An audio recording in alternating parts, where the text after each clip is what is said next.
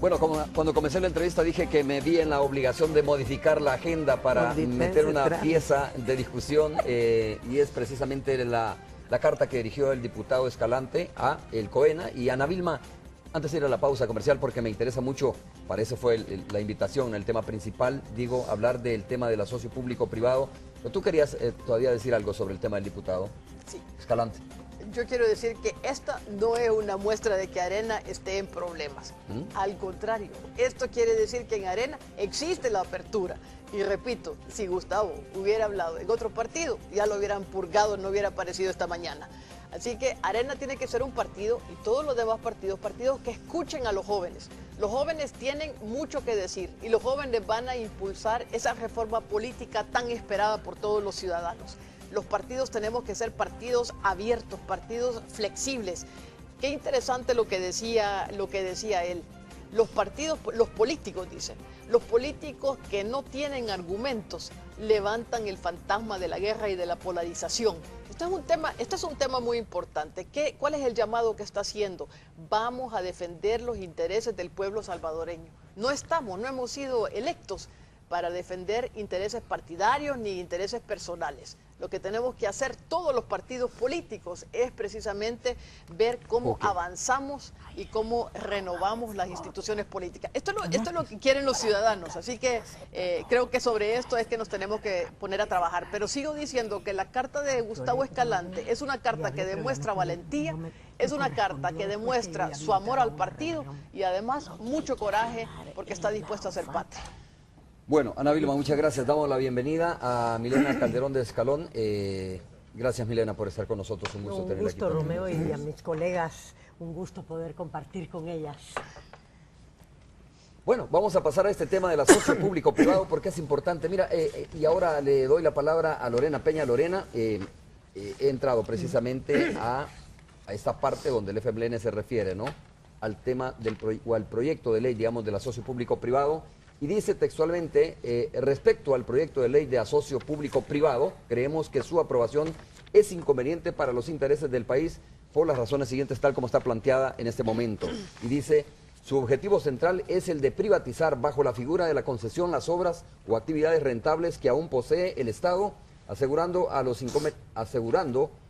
inversionistas privados el pago de sus inversiones y la garantía de que eso, en ese caso, dice, no van a tener pérdidas. Y dice, impone su aplicación a todas las instituciones del Estado, del órgano ejecutivo y sus dependencias. Viola la Constitución de la República, es decir, que desde el punto de vista, como fue presentado originalmente desde el Ejecutivo, entiendo, ¿no? Sí. Este proyecto del asocio público-privado, el FMLN lo sigue objetando y por lo tanto saca su propia versión del asocio público-privado. ¿Cuál es la diferencia que ustedes están marcando y por qué dicen esto me huele a privatización mediante la figura de la concesión?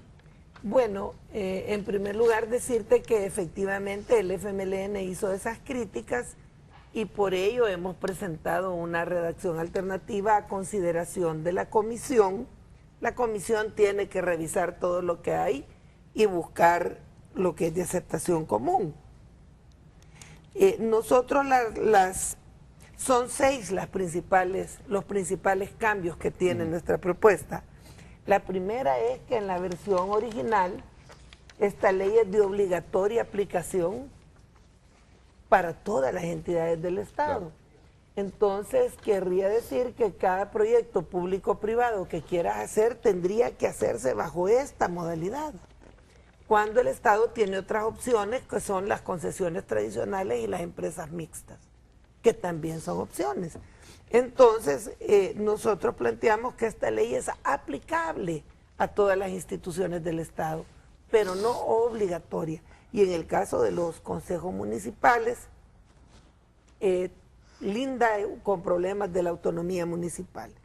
Esto lo hemos consultado ayer con diferentes colegas, también con el mismo Ejecutivo, y pareciera que esto como que es un punto de redacción.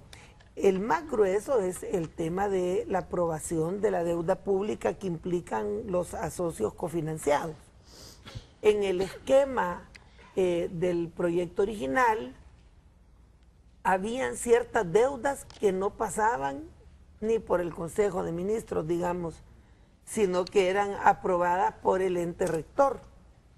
Y luego había otro tipo de aprobación legislativa en la cual ellos ponían plazos y sancionaban prácticamente, castigaban al Estado si la Asamblea tenía una votación negativa. Entonces, esos temas son inconstitucionales. Y por eso nosotros planteamos que todo compromiso fiscal de ejercicios futuros debe ser aprobado por 2/3 en la Asamblea Legislativa, ¿verdad? Y que ninguna institución que no sea la Asamblea Legislativa puede aprobar ese tipo de compromisos. Incluso el gran debate del endeudamiento es ese, ¿verdad? Y que solo los letes los puede aprobar el Ejecutivo sin aprobación legislativa.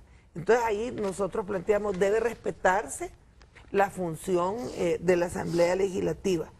El otro, ¿esa es forma o contenido, Lorena? Es de contenido, porque si tú liberalizas el endeudamiento y ya no hay necesidad de 56 votos, se pueden correr riesgos delicados. Y si tú indemnizas al que ha hecho el contrato, que es después de aprobadas las bases de licitación, entonces si tú lo indemnizas cada vez que no obtiene los votos necesarios, eso también se puede prestar a corrupción. Y te digo otro tema que es importante.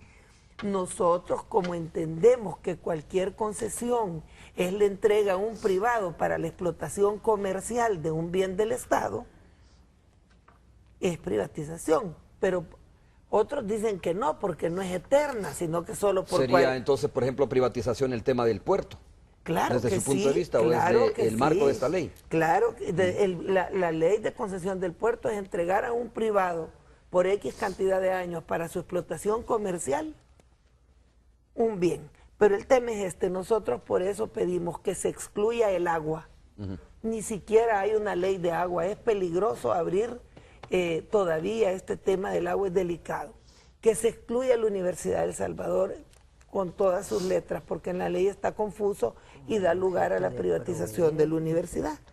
Y que se excluya, aparte de las exclusiones que ya trae la ley, pues porque trae varias, lo que es el proceso de seguimiento, readaptación y rehabilitación de los presos. ¿Qué le vemos de positivo, sí, para cerrar? Para ir cerrando, sí. Que puede ser una manera, si hacemos una buena ley, y creo que en eso están todas las colegas, de hacer una buena ley, de resolver algunos problemas, sobre todo de infraestructura y de algunos servicios, sin incurrir en deuda. Milena, su punto de vista. Bueno, primero decirte que deberíamos de primero dejar claro, creo que el problema, yo sé que Lorena hace un gran esfuerzo en dar el concepto de asocio público-privado, entendido por ellos como privatizaciones, y creo que le está hablando más a su base de su partido, que se opone a todo lo que cuando tiene que ver un privado en servicios que pueda otorgar. Yo creo que debemos de definir, y hay alguna tanque de pensamiento que ha definido qué es un asocio público-privado, para que nos quede claro. Es una figura jurídica contractual que puede definirse como un acuerdo entre una institución contratante del Estado y un participante privado con el objeto de proveer infraestructura pública o prestación de servicios públicos de interés general o privados complementarios a estos. Y hay experiencias enormes en América Latina en las que han dado grandísimos resultados para bienestar de la gente, esos asocios públicos privados que vienen a dar solución a la inversión, Milena, de un país. Solo para entender esto, a ver, agarremos el tema del puerto de la Unión, ¿no? ¿Por qué no sería una privatización la entrega del puerto mediante la figura de concesión?